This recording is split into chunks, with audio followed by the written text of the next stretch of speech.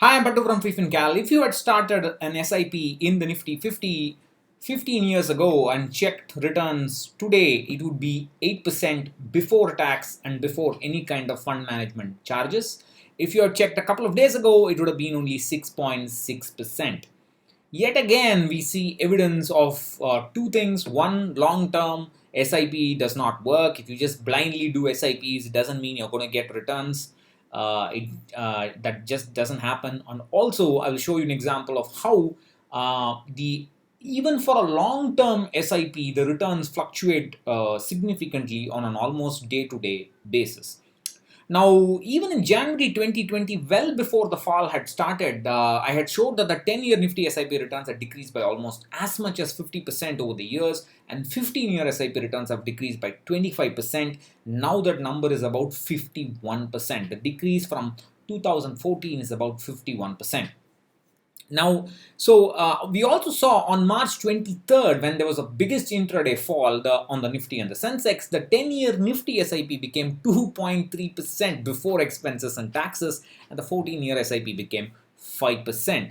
Now, if you look at the rolling returns, I have a rolling returns, SIP rolling returns calculator, and each data point here is a 15-year SIP. I made a mistake of marking this wrongly, but each data point there is a 15-year SIP, and you can see the fall. What was close to 17% in 2014 has gone down. Just even before the crash, it has gone down to about 10%, and now it's about 8%. The amusing thing is, if you had valued this 15-year SIP on 3rd April, it would have been only 6.6% before taxes and expenses.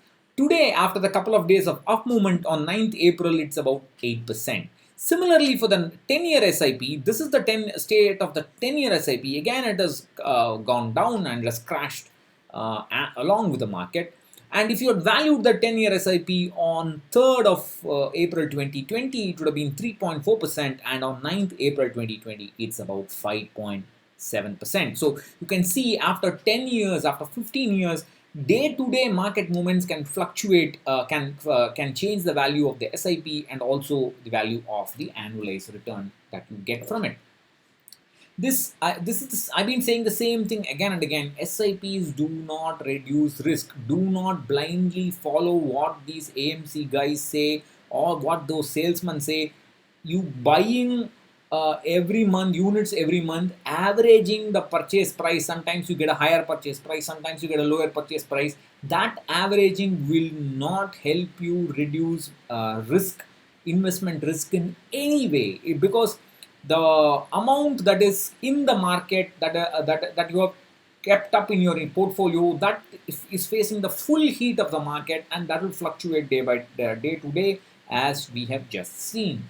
Now, people say, oh, again and again you are saying problems. I have talked about it. I have a course on this. I have a lecture course on goal-based portfolio management, where I show with evidence that you have to continuously change the equity allocation throughout your investment tenure, right from the first year, and that will help you take care of any kind of market returns, up movement or down movements. And when these advisors tell you, you keep investing in equity 60 to 70%, then just 3 years before you need money, you can start pulling out. That's just garbage advice, because that has got no kind of proof. I have shown in the course how dangerous that kind of advice is, and what is the advice, or what kind of portfolio you should be using, what kind of portfolio management you should be using in order to ensure that you can get your target corpus no matter what the equity market throws at you. This means that you are not allowing your portfolio to you're not making it depend on luck. You're not just leaving it to luck. You have a proper strategy of mitigating return sequence risk, and that's, I think, what you should seriously consider. I'm not saying that's the best and so on. This is one strategy which is particularly well suited for a goal based investing, and all financial goals for retail investors like you and me are based on goals. We are not portfolio managers. Without a goal, we can't be investing, and that's what I would like to say.